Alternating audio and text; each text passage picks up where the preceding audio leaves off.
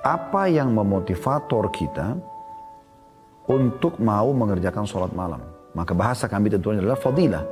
Fadilah daripada amal tersebut, ya. Fadilah akan kita kerjakan, ya, apa fadilah yang dijanjikan, keutamaan dijanjikan oleh Allah Subhanahu wa taala. Ya, kan kita kalau ditanya apakah Anda ingin rajin beribadah, Anda ingin menjadi orang soleh bagi laki-laki dan soleh bagi perempuan, saya yakin Anda jawabannya iya.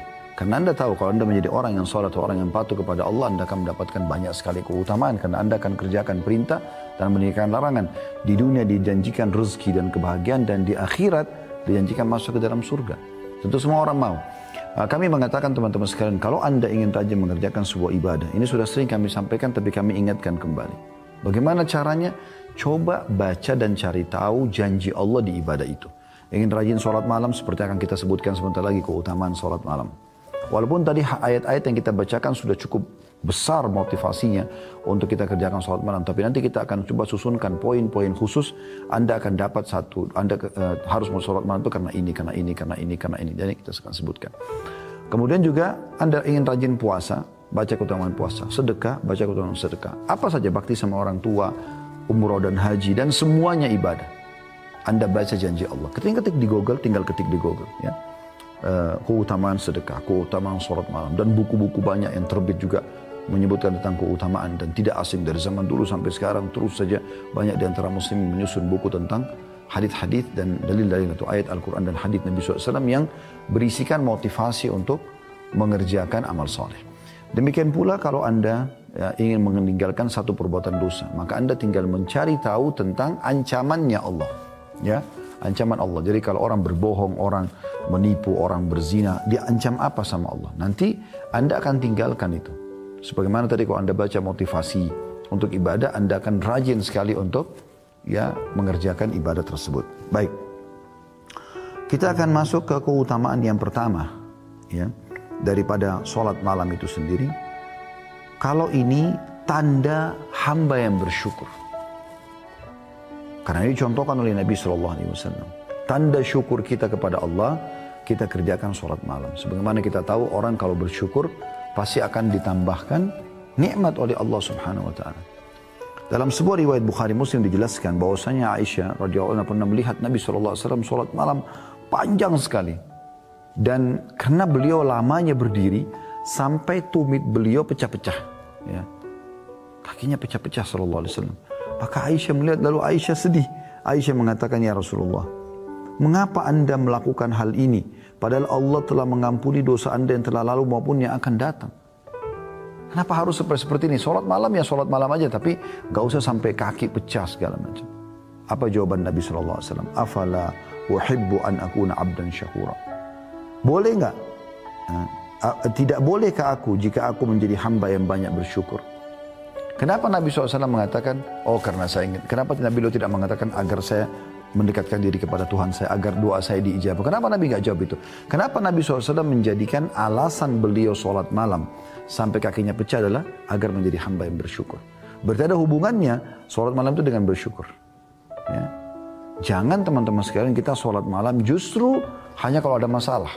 Kan banyak orang begitu ya. Kapan dia sholat tahajud? Kalau penyakitnya nggak sembuh, kalau utangnya lagi melilit, kalau ada lagi masalah rumah tangganya, kalau ada lagi masalah sama orang, difitnah orang, dan segala macam. Baru dia sholat malam. Seakan-akan sholat malam itu hanya tempat pelarian untuk menyelesaikan hajat. Walaupun itu tidak disalahkan. Kalau lagi ada masalah Anda sholat malam. Karena memang sholat malam, sebagaimana yang kita sebutkan, ya itu adalah waktu mustajab doa. Namun teman-teman, kita lebih diprioritaskan sholat malam bukan karena ada hajat, tapi karena ingin bersyukur kepada Allah. Nikmat Allah terlalu banyak. Coba teman-teman buka mata kita, ikutkan dengan buka hati nurani kita dan buka pikiran kita. Coba duduk sejenak di sekarang tempat Anda duduk ini. Perhatikan di sekitar Anda sekarang. Coba Anda sekarang ikuti pengajian ini, lihat di sekitar Anda. Yang sedang depan Anda meja, kursi, mungkin ada yang sedang di ruangan AC, Anda gunakan fasilitas komputer, dengarkan ceramah ini misalnya, atau handphone yang Anda pegang. Mungkin di dekat Anda, di meja Anda ada minuman, ada snack, makanan sambil dengar pengajian. Ya. Pakaian yang Anda pakai, anggota tubuh Anda yang masih sempurna, jari-jari bisa digerakkan. Mata masih bisa melihat, telinga masih bisa mendengar, mulut masih bisa mengucap, ya. Kemudian kaki Anda, anggota tubuh Anda masih berfungsi baik. Oksigen yang bisa dihirup oleh hidung, mata yang masih bisa menangkap cahaya sehingga bisa terpantul untuk kita lihat sekarang apa yang ada di depan kita. Telinga kita masih normal, masih bisa mendengarkan, ya, intonasi suara dan seterusnya. Ini aja teman-teman sudah luar biasa nikmat Allah. Luar biasa. Dan ini semua Allah kasih gratis. Makanya Allah berfirman dalam salah satu ayat dalam Al-Quran, A'udzubillahi minasyaitonirrajim, wa in ta'uddu ni'matallahi la tuhsuha. Kalau kalian mau coba-coba hitung nikmat Allah, kalian tidak akan mampu. Tidak akan mampu sama sekali. Berapa banyak orang teman-teman sekalian yang matanya sudah buta. Dia berharap bisa melihat langit ini, bumi ini. Anda dari lahir sampai sekarang, umur 20, 30, 40, 50 tahun, 60 tahun masih bisa gunakan mata Anda melihat. Tiap hari kita buka mata sudah bisa lihat semua. Warna-warni, ya, pemandangan, segala macam hal. Ini nikmat yang tidak bisa dihitung. Berapa banyak orang yang tuli berharap bisa mendengarkan apa yang sedang orang ucapkan depan mata dia. Orang teriak-teriak pun tidak bisa dia dengar. Anda bisa dengar apa yang orang ucapkan. Dari pujian Anda bersyukur. Dari ancaman pun Anda berhati-hati akhirnya. Berapa banyak orang yang bisu, tidak bisa ngomong.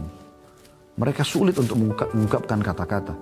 Bukankah kita alhamdulillah, Masya Allah, bisa mengucapkan kata-kata sesuka kita? Tinggal kita kontrol ucapkan yang baik dan jangan ucapkan yang buruk.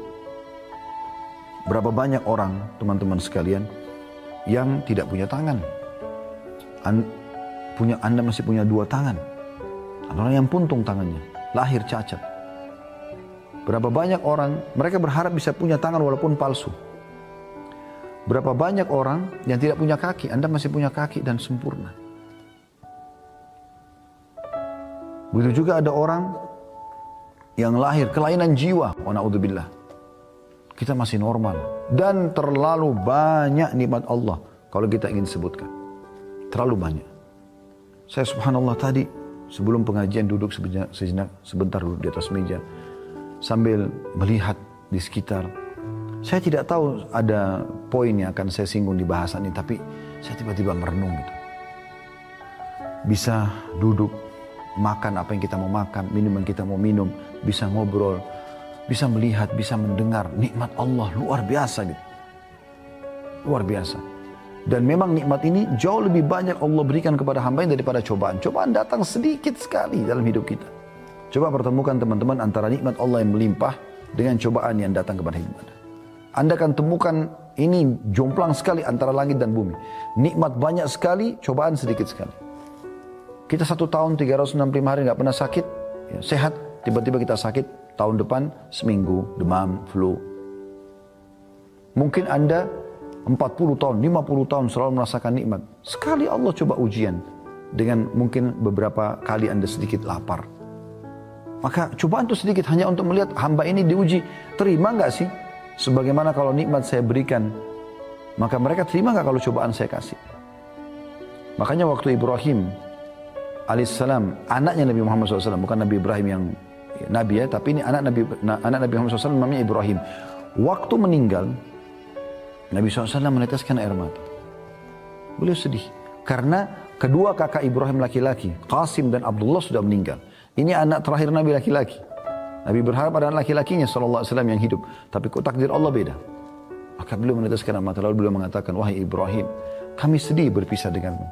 Tapi lisan kami tidak akan mengucapkan kecuali yang membuat Tuhan kami ridho. Artinya kami akan terima semua ini. Nah, itu cara orang beriman. Dalam riwayat lain, Al-Mughirah bin Syu'bah meriwayatkan, Nabi SAW sholat malam hingga kedua kaki beliau bengkak. Kalau riwayat tadi Aisyah, itu ya kakinya pecah-pecah. Maka ditanyakan kepada beliau, Allah telah mengampuni dosa anda yang telah lalu dan akan datang. Maka Nabi SAW mengatakan, tidak bolehkah aku menjadi seorang hamba yang bersyukur. Jadi ini poin pertama, kenapa kita sholat malam. Agar kita bersyukur kepada Allah. Dan dengan bersyukur berarti nikmat akan ditambah. Gitu. Indah sekali itu teman-teman sekalian, di malam hari yang hening, ya. Anda bangun, coba zikir kepada Allah Subhanahu wa taala, renungi ini baik-baik. Anda bangun, Anda renungi, Anda bangun malam, Anda tenangkan diri, zikir kepada Allah Subhanahu wa taala, baca doa. Ya. Kami pernah ajarkan dan kami ingatkan kembali, kata Nabi SAW, siapa yang terbangun di tengah malam lalu dia membaca La ilaha illallah wahdahu la syarikalah, lahul mulku wa lahul hamdu wa huwa ala kulli syai'in qadir. Subhanallah walhamdulillah wa la ilaha illallah, Allahu akbar, wa la haula wa la quwata illa billahil aliyil azim. Allahumma gfirli. Anda kalau baca ini, kata Nabi SAW, maka Allah akan mengampuni dosa-dosanya yang telah lalu. Ngantuk sedikit, baik Anda lawan, Anda coba bangun ke kamar mandi, Anda cuci tangan dulu 3 kali sunnahnya Nabi SAW, lalu Anda wudhu. Anda wudhu. Ya. Doa tadi itu, kalau Anda baca juga dalam riwayat lain dikatakan, siapa yang membaca zikir ya, pada saat bangun tidur, maka akan diijabah kalau dia berdoa, dan akan diterima kalau dia sholat.